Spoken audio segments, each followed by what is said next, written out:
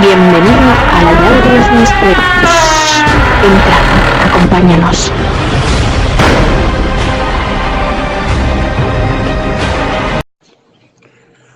¿Qué ven mis ojos? ¿Qué tal, Andrea? ¿Cómo te va? Bienvenida nuevamente a la llave de los misterios. Por acá Guillermo, dándote la bienvenida a tu canal. Por acá andan algunas personas conocidas y ahora estarán por llegar algunas más. Pero vamos a tener una charla distendida. Así que de lo que quieras contarnos. En realidad yo quiero que nos cuentes del el último congreso al cual no pude ir, estaba de viaje, no pude llegar. Y la verdad que fue interesante la cantidad de información y la calidad de los invitados y nuevas revelaciones. Así que yo por lo menos soy todo oídos. Bueno, en principio gracias. La verdad que estoy acá contenta, ansiosa porque me están por sacar el yeso en unas horas, exactamente en 1 hora 15.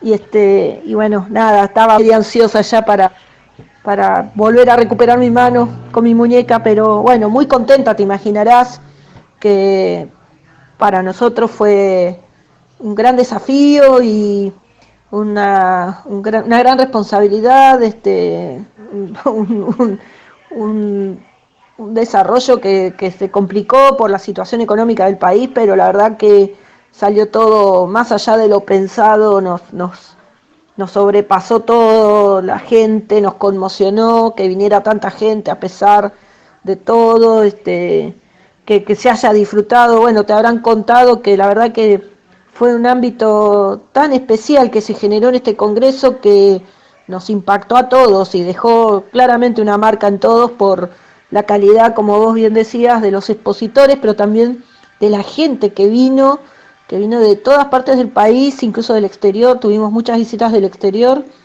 y se armó como una cosa mística tan especial en el buen sentido, ¿no? De camaradería, de espíritu colaborativo. La verdad que fue conmovedor incluso.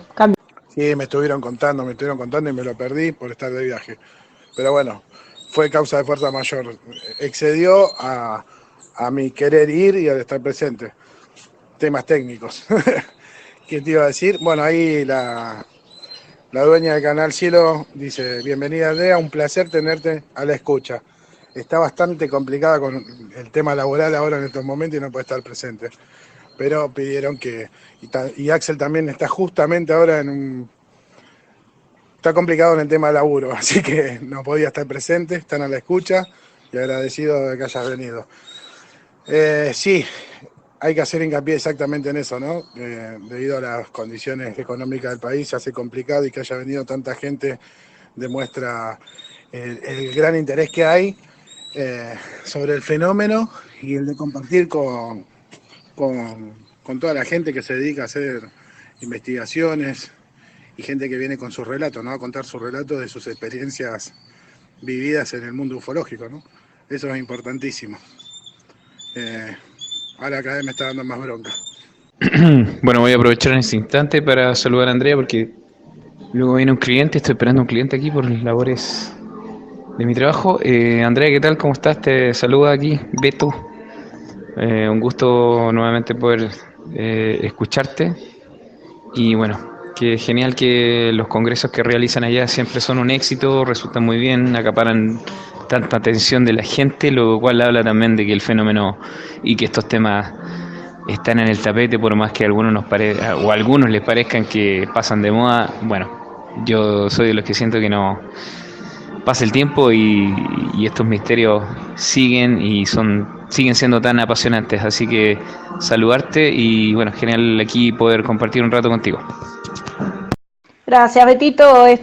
Bueno, yo la verdad que quería poco dejar repasada el hecho de que bueno, fue muy linda la experiencia y tuvimos las mejores sensaciones. A veces uno se pone expectativas altas o más bajas, dependiendo cómo vienen las circunstancias, las distintas circunstancias, pero nada, creo que fue una gran lección de cómo la gente se compromete, intercambia con el mejor espíritu. Creo que lo más rescatable incluso del Congreso fue eso, independientemente que ahora voy a contarles un poquito cómo fue los expositores. Las exposiciones fueron increíbles, a un nivel superlativo, te diría, no solo por lo que te pueda decir yo, sino por lo que mucha gente recibió y hizo de evolución, desde lo de Travis Walton, que terminó siendo un señor fenomenal, humilde,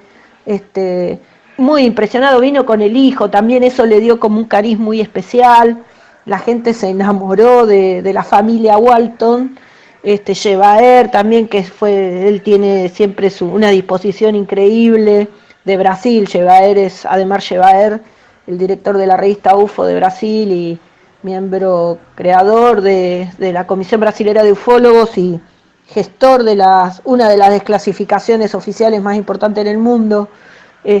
También ha sido muy cálido, de hecho la gente no lo dejaba bajar del escenario y se quedó clavada la gente horas preguntando. El día domingo no se iban, teníamos que dejar el teatro y no había forma de mover a la gente, pero la verdad que fue increíble.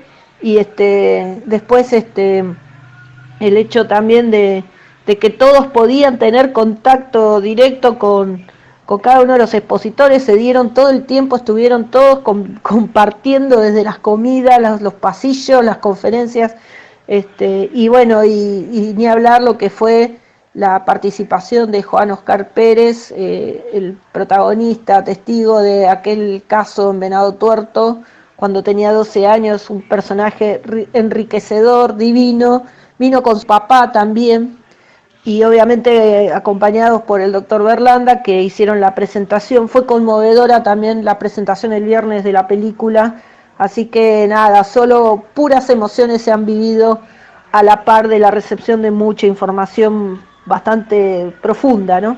Cambio.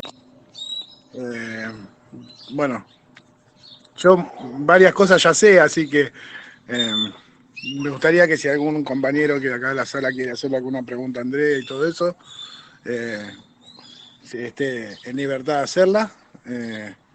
Yo ya algunos pormenores los sé, entonces le doy lugar a algún compañero si quiere hacer alguna pregunta, y si no voy a pasar yo a interrogarla sobre algunas cuestiones puntuales que nos quiera contar Andrea de lo que fue el Congreso. Bueno, ya dijo lo que dejó algo muy, muy, muy bueno, y esta interacción con la gente, que es lo que en realidad apunta a eso, porque ellos están conectados entre sí permanentemente, ¿no? Pero es ver, plasmar el trabajo de lo que se viene haciendo, las nuevas inquietudes que tienen y todo, de la manera que se está trabajando, y ver la vuelta de la gente, ¿no? Y en este caso hubo una respuesta superlativa, como dice, que excedió sus expectativas, y esto, ¿no? La interacción entre las personas, ¿no?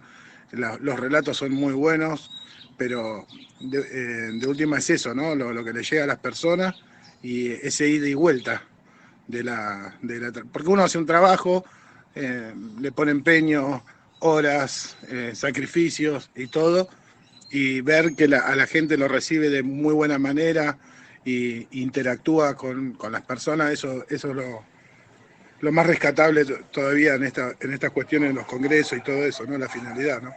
Así que si alguno quiere hacer alguna pregunta, aprovechen la que está presente acá en la sala también. Bueno, yo porque luego me ocupo, así que voy a aprovechar. Teníamos recién mucho movimiento aquí en el canal, ¿eh? Justo ahí se conectaron algunos. Pero bueno, de ahí a medida que se vaya pasando la voz, que está Andrea aquí, seguro aparecen. Te iba a preguntar, pues bueno, yo creo que una de las cosas significativas que tenía este congreso que hicieron es la presencia justamente de Travis Walton, que es una figura icónica en la ufología. Aquí los compañeros, bueno, el que no sabe, es un protagonista de uno de los casos de presunta abducción de los más famosos, que de hecho se hizo una película, ¿no es cierto? Fuego en el cielo, Fire in the Sky, y bueno, es un caso que digamos todo el mundo lo maneja, más o menos, ¿no? ¿Cómo, bueno, tú nos hablabas que causó mucha expectación, que a la gente le cayó muy bien, toda la familia prácticamente, los Walton. Cuéntanos un poco cómo se sintió él y volvió a contar su historia, su experiencia, y si fue así, que me imagino fue así obviamente, ¿cómo lo recibieron ustedes? ¿Qué nuevo análisis se puede hacer? Es una historia clásica y yo creo que ya estaban contentos con tener al personaje, pero no sé si les dio como para hacer una revisita al caso Walton, una nueva mirada, un nuevo análisis, teniendo en cuenta que él estaba ahí y que de primera mano iban a poder escuchar nuevamente su experiencia. Bueno, sí, en principio, imagínate, la expectativa nuestra ya era tener el personaje ahí, pero yo antes que viaje le había aclarado a Travis que nuestros asistentes comúnmente eran de distintas características, digamos, había gente muy creyente que iba a creer todo lo que él dijera con punto y coma, pero que también iba a haber entre el auditorio gente que iba a hacer por ahí hasta crítica y que iba a hacer preguntas, dada que nosotros la modalidad de congreso que tenemos es que el sábado se hacen todas las exposiciones y el domingo es puro protagonismo de la gente haciendo preguntas a los expositores. Y es muy rico, muy enriquecedor eso, y es un tamiz que hasta ahora todos se arriesgan a pasar, pero de hecho sucedió que a Travis todas las primeras preguntas que le hicieron fueron las que más incomodan. El tema de cuando había fallado, si había fallado uno, bueno, obviamente él desmintió que todo lo que se ve, gran parte de lo que se ve en la película es ficción. Le preguntaron por qué él había aceptado, que si no era lo que había sucedido, y él dijo muy honestamente que en ese momento era joven, tenía 18, 19 años, y que todo lo conmovía, digamos, y a pesar de que él manifestó a la producción de que no era lo que había vivido, no le hicieron mucho caso, y bueno, otro también le preguntó de si había mentido y que opinaba de lo que era la posición de Philip Glass, a lo cual él en la misma conferencia contestó con un documento desclasificado de la FOIA donde el FBI en su momento había hecho un fuerte cuestionamiento sobre los mecanismos y métodos de Philip Glass para mantener o mostrar que un caso era un fraude con elementos no sólidos. Él consiguió ese documento y lo mostró, pero lo que más nos sorprendió a todos es que además le habíamos pedido fundamentalmente que pudiera hacerse de esos informes, es una cantidad de informes científicos de un organismo científico que, pasado muchos años, hizo evaluaciones de suelo y de los árboles en el lugar del hecho y han encontrado anomalías increíbles que él explicó muy detalladamente, y lo que más impactó, porque los informes que él mostró eran muy contundentes, es que hasta el momento del caso, el periodo de crecimiento, por ejemplo, de los árboles tenía como una secuencia en capas, y que a partir del incidente esas capas que retrasaron como el periodo de crecimiento de los árboles se mostraban mucho más distanciadas, y las conclusiones fueron que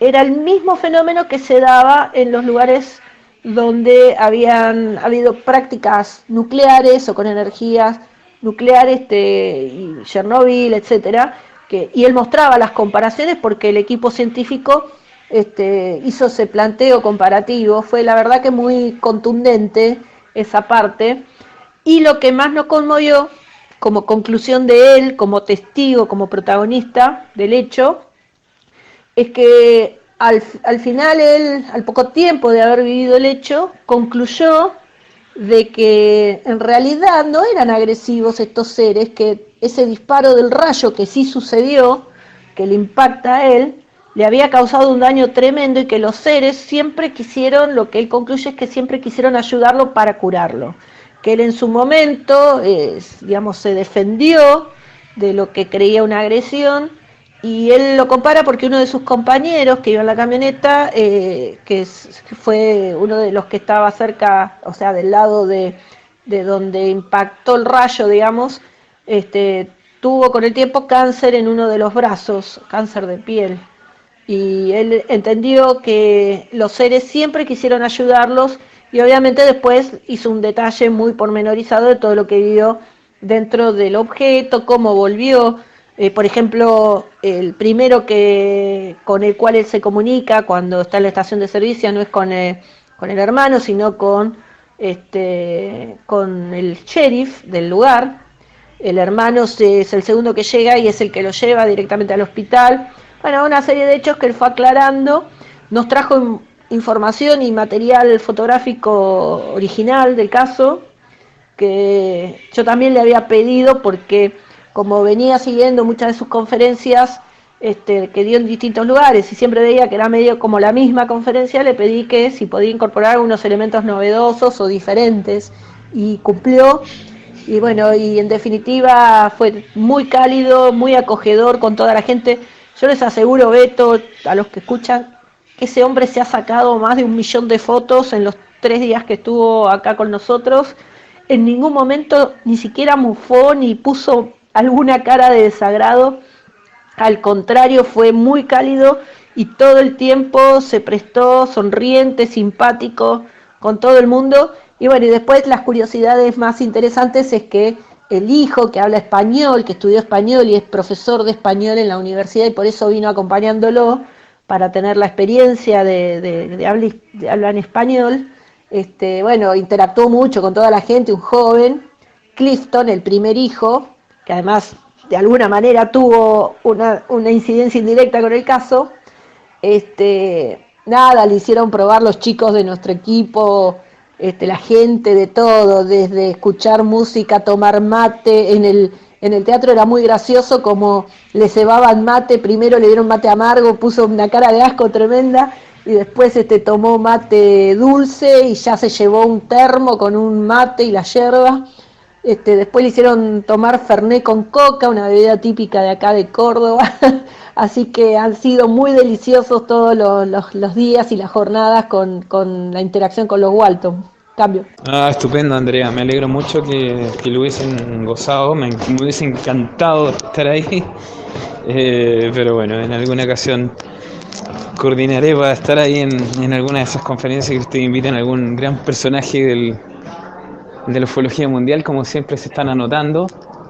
Ya no es primera vez, ustedes han llevado a Stanton Friedman, por ahí Jack Vallée, o sea, gente tremendamente importante dentro de la ufología, y ahora este golazo ahí con Travis Walton y genial, genial. Acá de hecho en Chile hemos echado de menos esas grandes conferencias que en algunos momentos también se han hecho, pero últimamente en este último par de años no, así que ahí estamos apurándole las ruedas a Rodrigo a ver que ellos organizan algo. Genial, genial. Bueno, ahí me quedan más preguntas, pero también dar el espacio ahí a los otros compañeros si ya alguno tendrá algo, el mismo Guille, no sé. Así que, bueno, ahí le doy el espacio. Cambio. Bueno, yo le doy la bienvenida al gigante Benavide, que está presente en la sala por ahí abajo.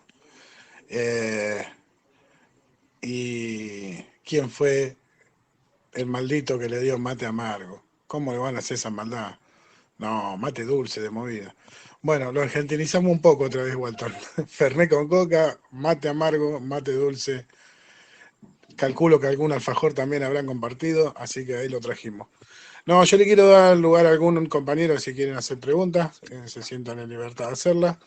Y si no, bueno, retomo yo la palabra, pero la idea es compartir y que los demás, yo la conozco un poquito nomás, Andrea, así que para que la conozcan un poco más los demás, ahí le dejo la sala del PTT libre para ver si alguno quiere hacer una pregunta. Sin miedo, no muerde.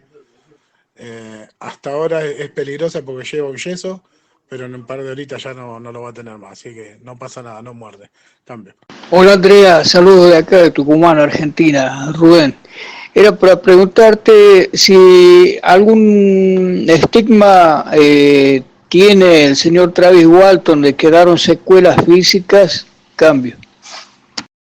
Buena pregunta, Rubén, un placer, un gusto charlar contigo también.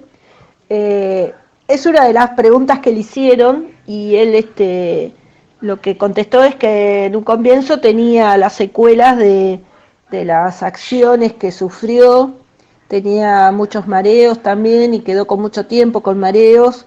No le quedó, por suerte, ninguna marca. Hoy, en el día de hoy, está con un problemita de salud, tiene problemas cardíacos, con presión, pero bueno, se cuida bastante. Es un hombre muy tranquilo, pero no, básicamente quedó con las marcas de la acción que sufrió dentro del objeto y las secuelas después de miedo. Él sí, eso dijo, que después durante gran parte de su tiempo tuvo con muchas pesadillas y sueños recurrentes de lo que había vivido, pero no le quedó ninguna secuela, por suerte. Cambio. Ok, ok. Y con respecto al tiempo, a la relación del tiempo que estuvo él abducido o perdido, ese espacio, tiempo, él tuvo razonamiento cuando volvió acá a la Tierra o a donde lo dejaron, o sea, tuvo conocimiento, recuperó el conocimiento luego de un cierto lapso de tiempo. O sea, lo que quería saber era si él recordaba exactamente todo lo vivido dentro de ese objeto o de esa cosa que lo chupó. Cambio. Sí, él todo el tiempo estuvo consciente, salvo en un breve, porque él dice que cuando le impactó el rayo, ese es el único momento que él recuerda haber perdido la conciencia y apareció sí dentro del objeto. Y en el objeto, a diferencia de lo que vemos en la película, sí aparece en una camilla, le hacen algunas prácticas médicas, eso del pinche en el ojo no sucedió, sí le pusieron como una manta elástica alrededor del cuerpo. Él dice que le sacaron sangre, que le hicieron, le ponían como fluidos. Él tiene esa reacción de que como que quiere escaparse y empujó a uno de los seres, y él escapa por una puerta que daba a un lugar que él incluso pensaba que estaba en una base terrestre, que no estaba ni siquiera en el aire, porque vio como un gran hangar sin ninguna salida, ninguna puerta, hasta que recorriendo toda esa longitud encuentra como un lugar que tiene una abertura que da una sala, que ahí sí había como comandos, y cuando él estaba en esa sala buscando por dónde seguir escapando, se le aparecen dos seres, uno que pareciera ser una mujer y otro un hombre, pero esto ya de características humanas, con rasgos medios orientales, no tan forzados orientales, pero sí medios con ojos achinados un poco, de una altura considerable, de casi 1,80 m, 1,90 m, y que eran los que le decían que no se escapara, que no tuviera miedo, que ellos querían ayudarlo. Bueno, él ahí dentro de la nave no entendía, él estaba en una reacción de defensa, digamos, porque sentía que estaba siendo agredido, y de buenas a primeras esta gente lo calva y lo lleva hasta un lugar donde su próxima visión es que aparece ya en el piso de la ruta, ahí al lado de un bosque. Él logró ver donde lo dejaron, después mirando para arriba a la nave, que se iba separando, distanciando de su posición, y logra ver además y reconocer la ciudad, su ciudad, digamos, su pueblo. Entonces también reconoce la cercanía a la estación de servicio, de la cual hace el famoso llamado de teléfono, que como decía antes, el llamado de teléfono, el primero que llama a la operadora y le pide con el comisario, y el comisario ahí le pregunta dónde está, él da su posición y es el primero que llega. Su segundo llamado fue a su hermano, que es el segundo que llega, y es el que en definitiva lo lleva al hospital, lo ingresa al hospital. Así fue un poco en síntesis abrupta lo que él relató. Cambio. O capa, ya le cedo el espacio a algún compañero, solo estoy acá sacando algunas conclusiones y remarcando. Entonces hay algunas incongruencias con respecto a la película que denota violencia y las escenas de cuando lo vuelven a traer arrastrándolo a él, entonces no tiene nada que ver lo que se ve ahí.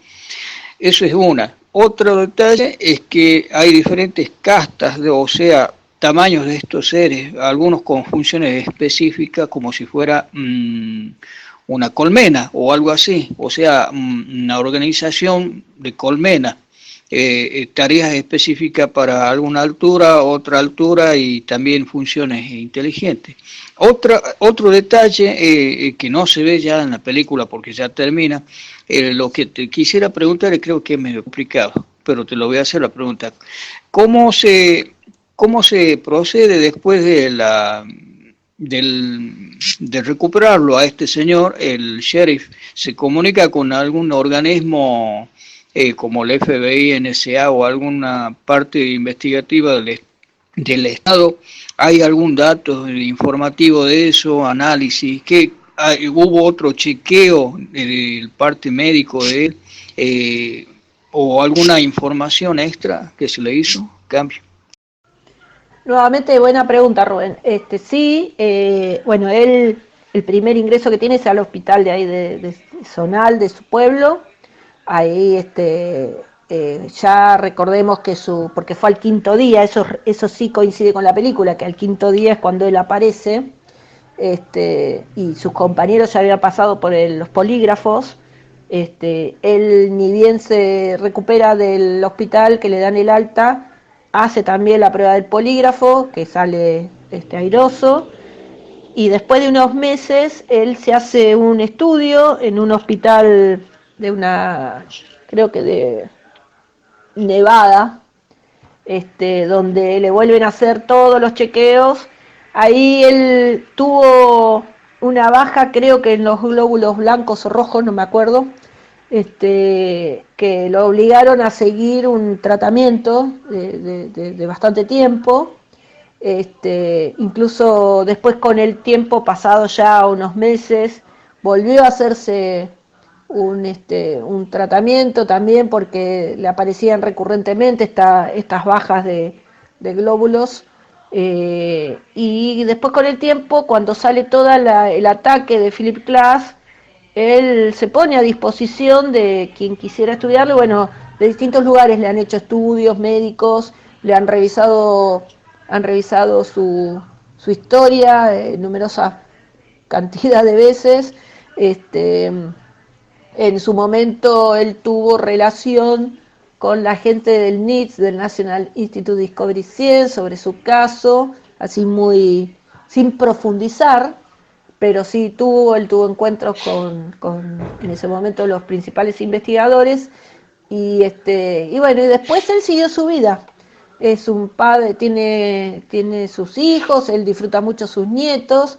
Él va haciendo sus conferencias sin cambiar nada, digamos, y él lo decía: yo cuento todo. Y es más, cuando yo le había dicho de que en el auditorio seguramente iba a haber gente muy, muy escéptica y crítica que le pudiera hacer preguntas inconvenientes, él me respondió muy, muy tranquilo, me dijo que no había ningún inconveniente porque él solo respondía con la verdad y que tras eso no habría que temer. Después quedará en las personas creerme o no creerme, pero ya es un problema de las personas. Así me contestó. Me pareció muy, muy, muy contundente su respuesta, y créanme que le han hecho preguntas complejísimas, no la quinta pata al gato le buscaban, sino la séptima y la octava, y el tipo ha salido airoso. No se pone nervioso, ni sube, ni tiene una contestación elevada de tono, siempre mantiene el mismo nivel de movimiento. Sí es muy enérgico cuando habla de contrarrestar con evidencias contra Philip Glass, que básicamente ha sido el mayor cuestionador de su caso. Y él dice que su enojo con Philip Glass era que era irrespetuoso, atendiendo a que podía tener una visión diferente, pero no dentro del marco de la falta de respeto, y eso es lo que a él lo ponía mal. Pero después, salvo ese detalle, todo fue siempre en un orden muy tranquilo, muy, muy de darse tiempo, incluso de ahondar en las preguntas. Eso es lo que puedo hacerte de devolución también. Ok, ya como para definir, así dejamos espacio, aunque son muchísimas las preguntas. Disculpa, tantas preguntas, ¿no? pero para mí es importante esto. Sí vi algo del informativo de la señal de Silva Hildebrand, creo que también le hizo una entrevista, y luego, ¿sabes lo que noté de él? Yo no sé, quiero que me diga, si es así, él es tímido, no mira a los ojos cuando habla, es como, no sé, yo lo sentí y lo vi en una posición como de una persona cuando se le dice que no tiene que dar mucha información, ¿entiendes? O cuando se le reta a un niño y el niño mira hacia abajo cuando le dice a la madre que no tiene que decir esto, ni esto, ni esto, ¿entiendes? Hay una posición de amenazado. Es lo que me llega a mí, no quiere decir que sea así. Vos que estuviste a la par de él, sabes bien si es el carácter que tiene el señor este de ser así, se lo noto muy humilde, o sea, en la postura que tiene. No sé, eso notado algo. Eso es uno de los puntos. Y después el otro punto sería la abducción se produjo dentro de la misma nave o cosa, objeto o lo que fuere, dentro de esa anomalía, o sea, no da a entender de que la anomalía se lo chupó, se lo llevó y fue a otro complejo mucho más elaborado donde se le hace el análisis, porque se nota el espacio físico dentro de ese laboratorio donde fue analizado, abducido, no sé qué fue, se nota que es mucho más grande dentro de la película. Bueno, estamos viendo la película, fantasea mucho. ¿Qué de cierto tiene? Bueno, son dos preguntas nada más. Eso y lo otro de la postura del carácter de Travis Walton. Mira, Rubén es tal cual como lo decís, es absolutamente tímido. Vos pensás que es un paisano, es un leñador. Nosotros nos construimos un personaje que por ahí le dábamos un lugar de mucha interacción y es absolutamente tímido. Es reservado. Y básicamente lo comparamos como la gente de campo de nuestro país, porque cuando incluso llegó una de los chicos de nuestro equipo, porque llegó a Ezeiza, a Buenos Aires, junto con Ademar Shebaer, y después tuvo que hacer 350 kilómetros para venir a Victoria por tierra. Y el primer lugar de contacto con nosotros, fue en el museo. Y cuando entró, mirá que yo hace 7 años que vengo charlando con él, y cuando entró, fue medio como duro encararlo, porque él, imagínate que vino acá sin conocer a nadie, más que por un contacto de internet, y bueno, y costó mucho sacarle palabras. Y recién el viernes a la noche, cuando empezó a interactuar con la gente, ya empezó a distenderse un poquito más, y el sábado, yo te diría que al mediodía, después de pasar toda la mañana en el Congreso, él tuvo que hablar a la tarde. Recién el sábado, cuando fuimos a almorzar, él se distendió bastante. Y se distendió bastante a partir de que habló con mi madre. Mi mamá se sentó con él todo el tiempo y vía la traducción que el mismo hijo iba haciendo, compartieron muchas cosas de familia. Él le contaba que, por ejemplo, él estaba muy asombrado por el hecho de que su hijo lo acompaña mucho, Clifton, y él le causaba la misma impresión que con mi mamá y conmigo. Entonces empezaron a encontrar como cosas en común de familia, y ahí recién el tipo se abrió un poco y empezó a hacer más aflojarse, como quien diría, ante las requisitorias de todas las personas. No obstante, eso desde su propia personalidad, en cuanto a todos los requerimientos que la gente le hacía, todo el tiempo fue permeable a sacarse fotos, a firmar autógrafos, a charlar. Mucha gente hablaba inglés, así que habló sobre su experiencia, le preguntaban, imagínate, de todo lo que se te pueda ocurrir fuera de su conferencia, en los entremeses, digamos. Todo lo que se pueda ocurrir le iban preguntando por el camino y él respondía. Y ya el último día estaba sumamente abierto, se reía, hacía chistes.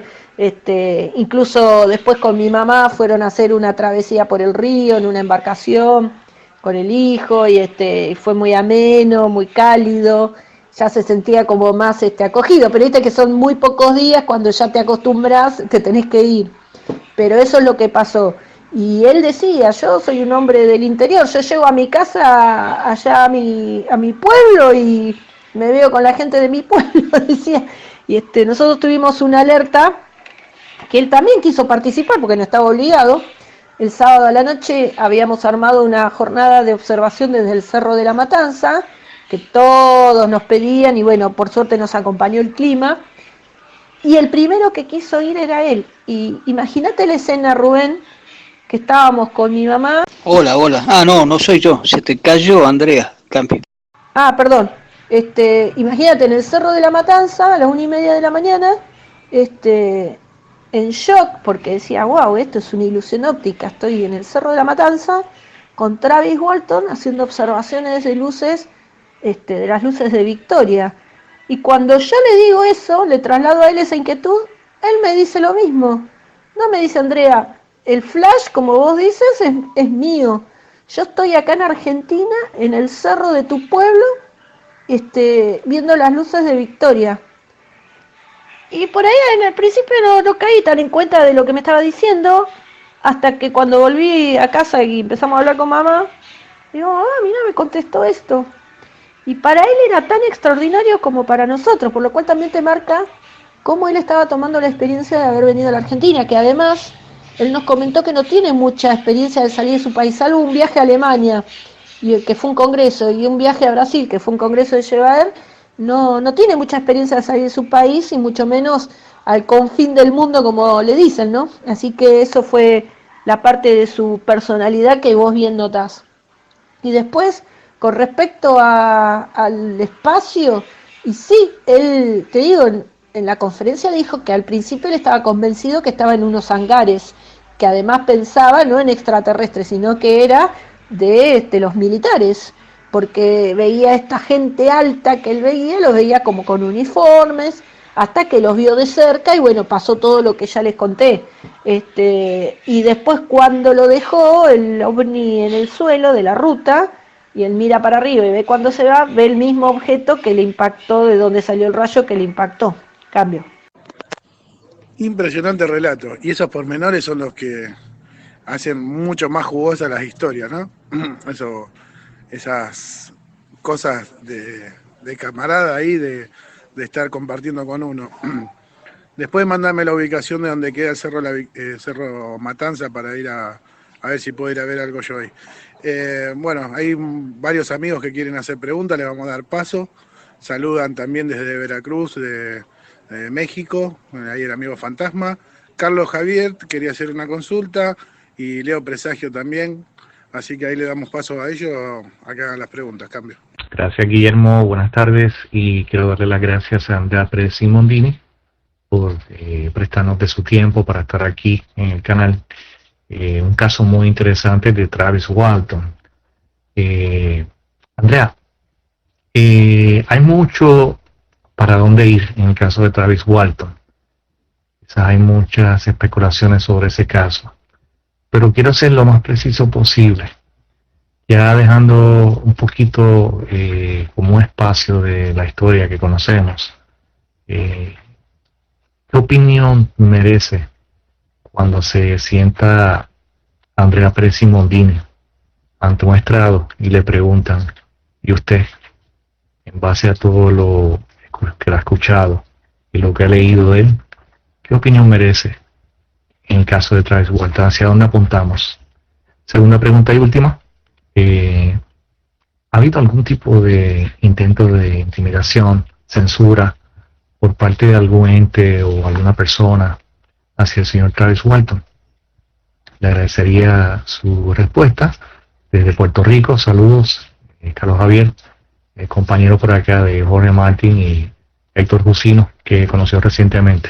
Cambio.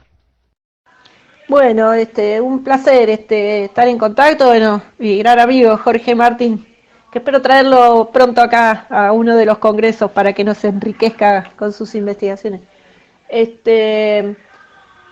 Sí, mi opinión personal, yo siempre, o sea, sacando mi lado cholulo de conocer un personaje, siempre soy bastante, digamos, trato de ser bastante racional con lo que observo de los protagonistas, digamos, tengo de la misma manera con Juan, en el caso de Juan Oscar Pérez, o todo lo que se vaya tratando, digamos, sacándome el saco del cholulismo por el personaje, bueno, entra un poco a tallar la historia y la experiencia.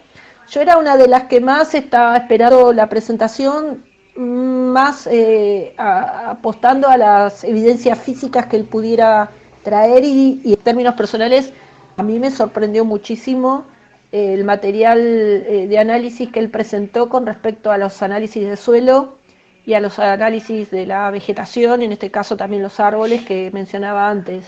Realmente es muy impresionante y saludable, además, porque él podría haber sido un testigo que se quedaba con una historia extraordinaria, que hizo una película en Hollywood, pero claramente vos denotás, y denoté en él, lo que viven todas aquellas personas que dicen haber tenido una experiencia tan extraordinaria como esta, que ante los descreimientos a los que se enfrentan, permanentemente quedan a la búsqueda de nuevos elementos para fortalecer sus dichos, porque siempre decimos desde el punto de vista de la investigación que cuando vos encontrás un elemento contundente que le dé más fuerza a tu relato, que es una evidencia física básicamente, o otros testigos que tengan la misma contundencia, es como que te sentís más sólido y más acompañado. Bueno, eso es lo que yo noté en el caso de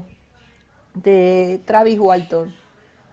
Más allá de que me pareció muy sencillo, en las charlas, en esos entremeses que son los más ricos, como dice Guillermo, nosotros le hacíamos preguntas tramposas, como no deja de ser una costumbre en un investigador, y él lo que no sabía te dice, mira, yo no sé de eso, no te podría decir, sin agregar nada más que lo que él vivió, lo cual también me pareció muy saludable. Esa es la opinión con la que me quedé. Si vos me decís, yo digamos, tenía como la visión de ciencia ficción hollywoodese y la visión de la vida, porque conocía bien la conferencia de Travis, en la de Brasil en particular, así que sabía un poco por dónde venía su conferencia, por lo cual a mí me dejó bastante impactada esas nuevas documentaciones que presentó. Y con respecto a si fue, no, él dijo que en varias oportunidades lo invitaron de distintos organismos, que le tomaron entrevistas, como le contesté a Rubén antes, pero en ningún momento amedrentamiento, más que la exposición pública adversa de Philip Glass, que fue su mayor detractor, que además hoy sus dichos, que además me tomé el trabajo de estudiar y leer todo lo que había generado Philip Glass en contra del caso de Travis Walton, y creo decirte con mucha fortaleza de que tiene cero fortaleza evidencial, digamos, está todo basado en dichos y posiciones. ¿Qué es lo que sostienen hoy las corrientes de actores del tema OVNI? Que como la Biblia santa de derribar el caso de Travis Walton es lo de Philip Glass. No existe otro trabajo, hay muchas opiniones así, digamos, no adversas, pero sí en duda, pero todas muy respetuosas y muy evaluables. Él no tuvo nunca ninguna confrontación con ningún organismo para que no hable, por lo menos es lo que nos manifestó. Cambio. ¿Secuestro para experimentación por parte de los militares o una experiencia auténtica de abducción extraterrestre? Cambio. Esa pregunta también se la hicimos porque él al ingresar el detalle de que primero pensó que estaba en tierra con militares, fue la primera pregunta que derivó, y él hoy te dice que con mucha contundencia que no, que él fue secuestrado por extraterrestres. Cambio. Andrea, no más preguntas por el momento. Cedo el espacio para los demás compañeros. Gracias, Guillermo. Gracias a la llave de los misterios. Cambio. Yo quiero preguntar, pero voy acá en el metro, así que voy a esperar salir del metro, así que para otro compañero ahí aborde. Sí, no sé, ahí Leo Presagio que quería preguntar, ahí le damos el cambio para que lo haga. Sí, bueno, no sé si tiene relación, pero con estos casos de desapariciones, por cierto, en estos días estábamos hablando de las desapariciones estas forzosas, por lo menos el caso de Alaska. Alaska es uno de los países donde hay mayor índice de desaparición, personas que de repente desaparecen y no vuelven. ¿Hay registro de este tipo de abducciones? O sea, personas que no solamente son abducidas y luego regresadas, sino que son abducidas y nunca más regresan a este planeta Tierra. ¿Hay registro fidedigno? ¿Hay algún caso particular con respecto a este cambio? Él me contaba de que en donde él vivió, la experiencia es uno de los hosts más importantes de Estados Unidos, que hubo antecedentes de mutilación de ganado en la zona, de desaparición de animales, de personas que habían visto ovnis, sí, pero él no recordaba de alguien que haya vivido una experiencia como la de él. Sí, él se remontó a una experiencia de cuando era chico, que estaba en el campo, que vio una luz atravesar rara, que recuerda que la madre le dijo que podía tratarse de un cometa. Y ya después de la experiencia que vivió con estos 5 días de desaparición, a los años vio sobre la zona un ovni triangular.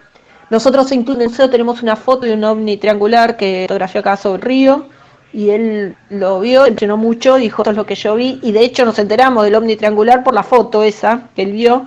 Ahí nos enteramos que él después tuvo otra experiencia de observación, pero él particularmente ahí no recordaba de que haya habido otra situación similar. Sí, después hablamos mucho de los casos de abducciones. Otra de los momentos que esperamos muy ansiosos era el encuentro entre Juan Oscar Pérez y él, que eso fue el día viernes cuando se proyectó la película. Hay unas fotos espectaculares, geniales, donde se capta la emoción, porque sea cierto o no, estábamos ante la presencia del encuentro de 2 personas que dicen haber visto seres adentro de los platos voladores. Entonces todos estábamos muy expectantes a ese momento, y créanme que fue mágico, ¿no? Porque Juan Oscar Pérez, vestido de gaucho, de paisano, él con su formalidad de saco y corbata y su timidez, se fundieron en un abrazo muy color. Y si bien uno sabía que había pasado el otro, Juan Oscar Pérez, por ejemplo, no sabía demasiados detalles del caso de Travis, o Travis no sabía demasiados detalles del caso de Juan Oscar Pérez, y fue muy conmovedor el abrazo de ellos. Y después cuando íbamos a comer, era como que tenían una necesidad de cruzarse unas palabras, y como rarísimo todo, porque él hablaba en inglés, Juan Oscar Pérez parecía entenderle todo, y Juan Oscar contestaba en español con sus dichos campestres, así que fue realmente algo increíble. Pero bueno, a tu pregunta no nos mencionó de otros casos de desaparición en la zona. Bueno, era la principal pregunta, bueno, me quedaba esa duda, entonces cedo el espacio para que otra persona pueda hacerte otra pregunta. Muchas gracias, por acá continuamos a la escucha, cambio. Andrea, yo por acá de nuevo. Te quería preguntar, ¿cuál es tu opinión o qué visión puedes tener tú con respecto a toda esta casuística que existe en los 70? Porque son casos espectaculares.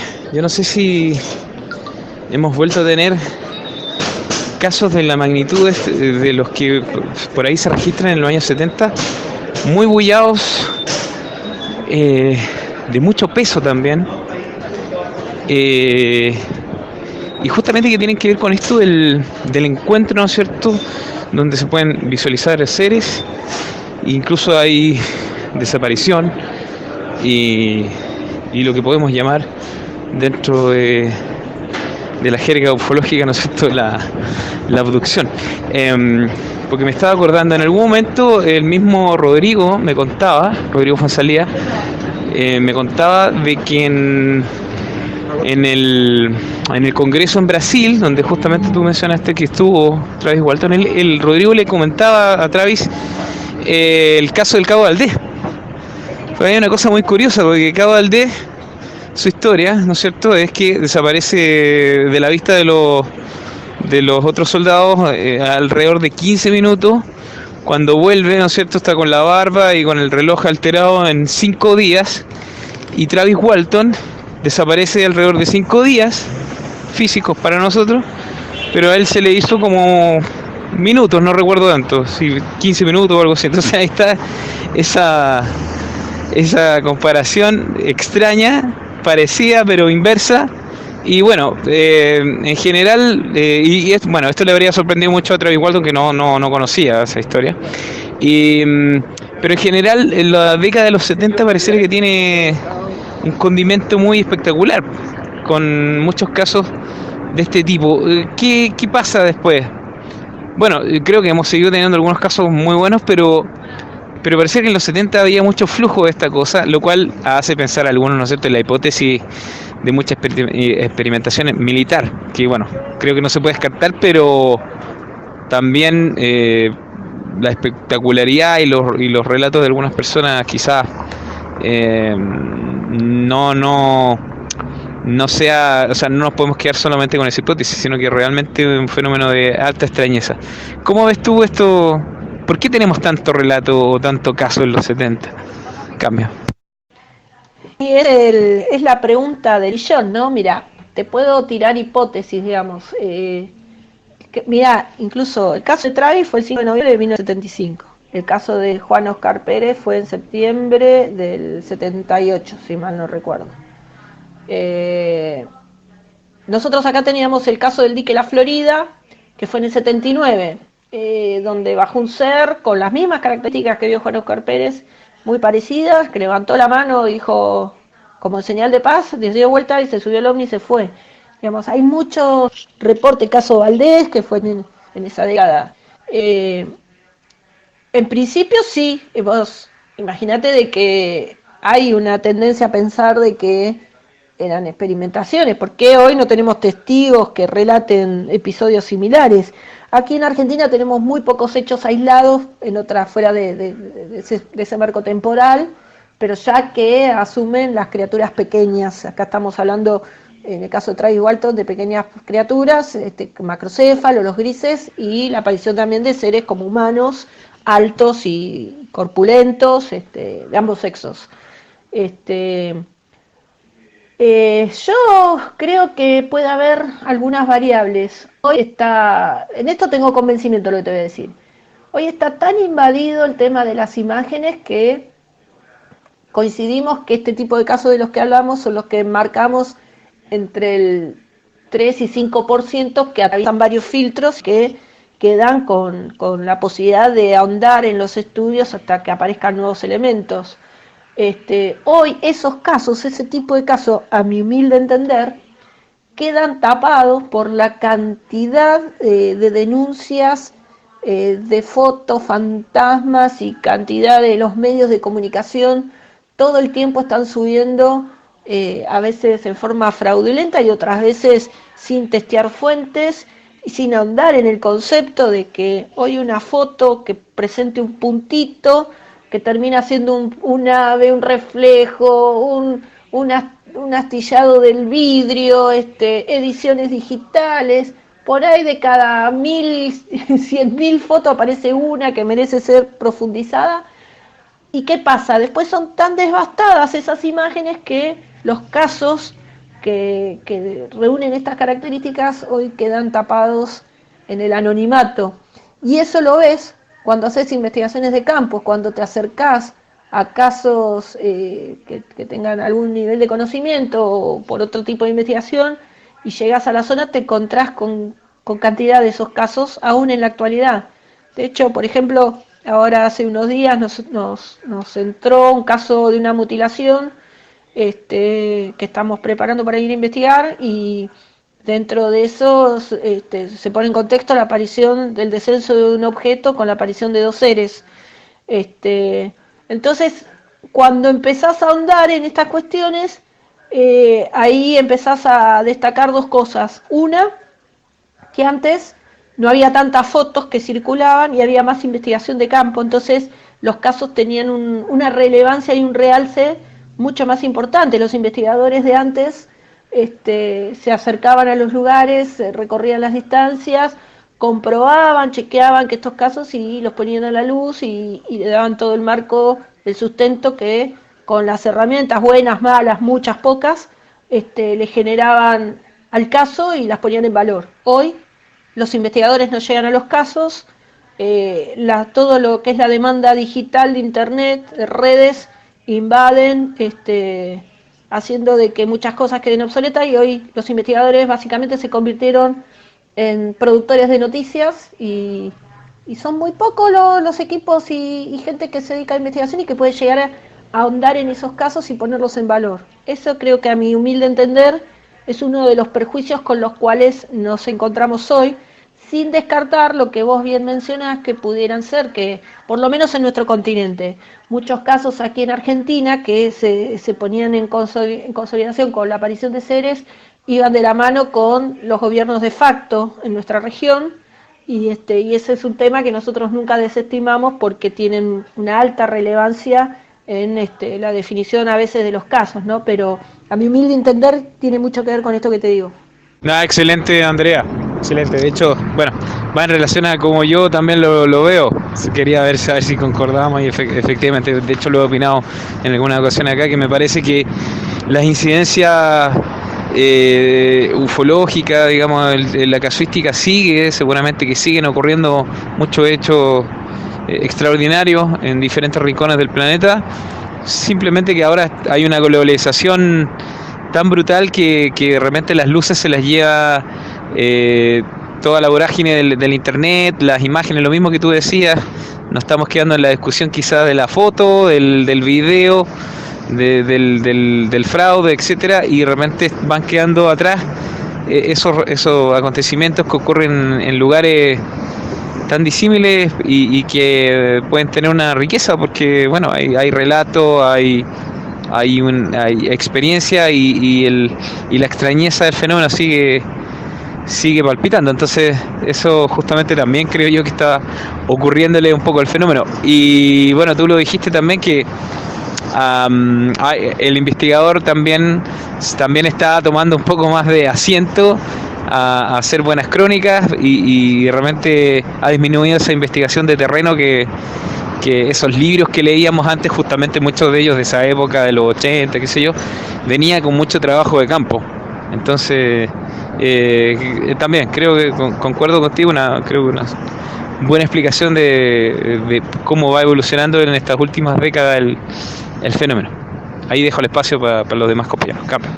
Bueno, sí, eso estuvimos hablando, hace días que venimos hablando de estos temas, así, ¿no? Del tema de la investigación, del procedimiento, de cuánto el investigador tiene de creencia en el fenómeno, cuánto de escepticismo, y después del trabajo que tiene que hacer. Yo hoy a la mañana hablaba justamente de eso, del tema de que hay mucha gente que se dice investigador del fenómeno, qué sé yo, bla, bla, bla, bla, empieza a sacar credenciales y vos le preguntás si sabe algo de fotografía, si entiende fotografía, edición de video, y todo eso, y te dice que no.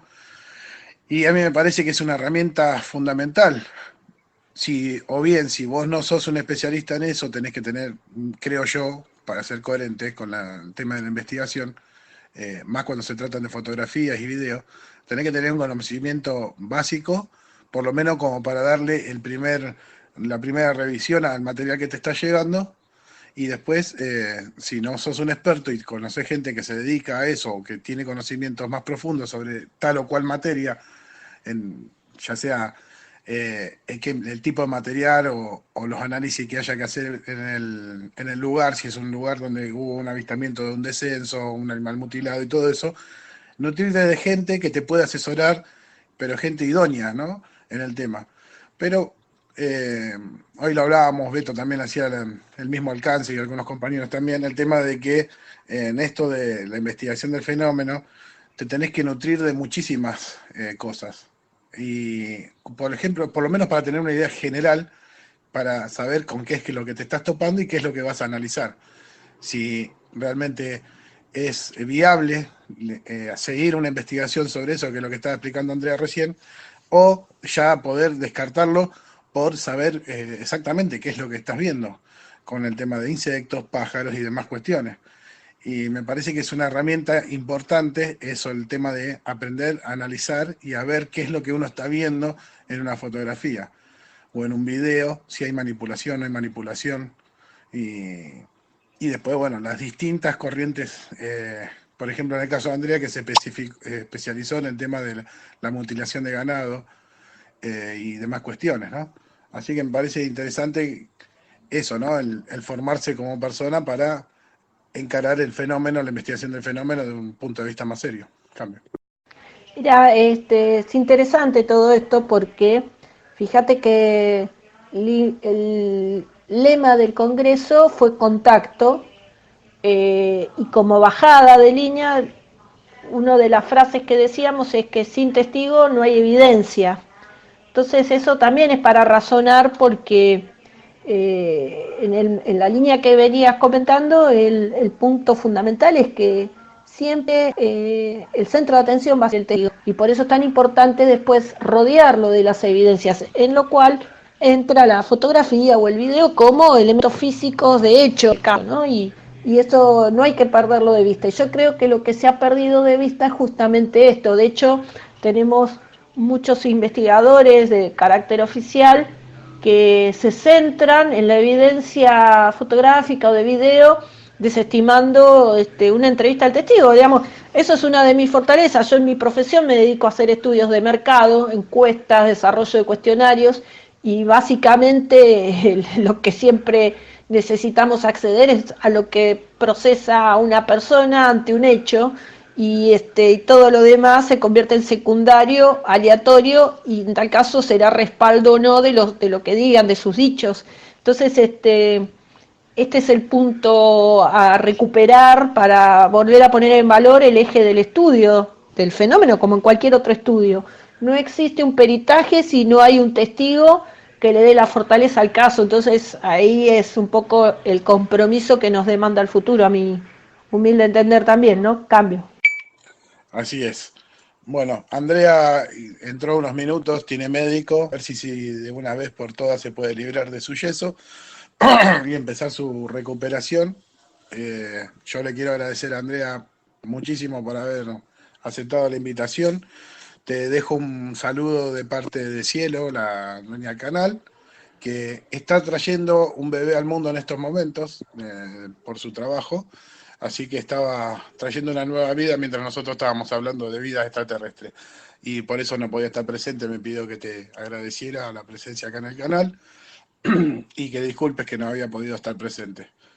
Así que yo por mi parte la voy a liberar a Andrea. A lo que sí la voy a comprometer a que otra vez, en otra oportunidad, pueda volver con más tiempo, organizando bien toda la cuestión y volver con más tiempo. Y ya sin yeso. Cambio.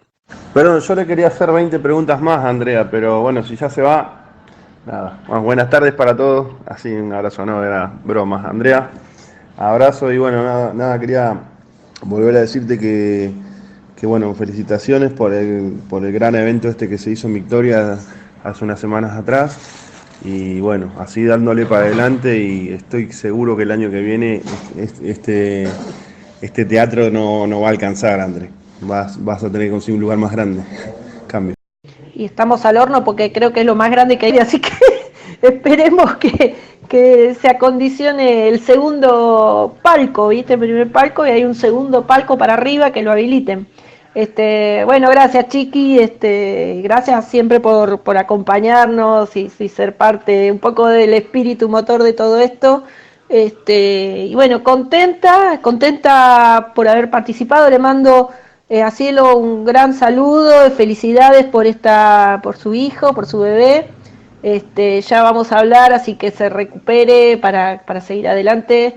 Es una felicidad enorme, así que me imagino la alegría de la familia, de los papis. Y bueno, muchas gracias Guille por dejarme participar estos minutos.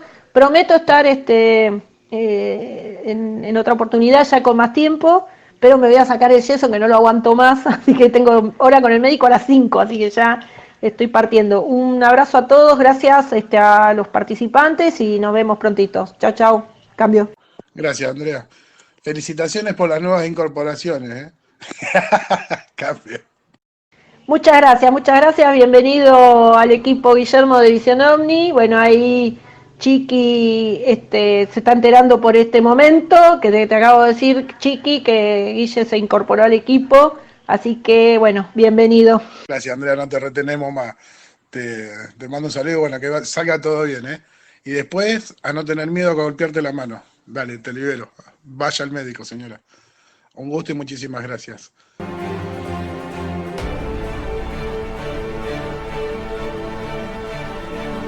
Entra a todas nuestras redes sociales.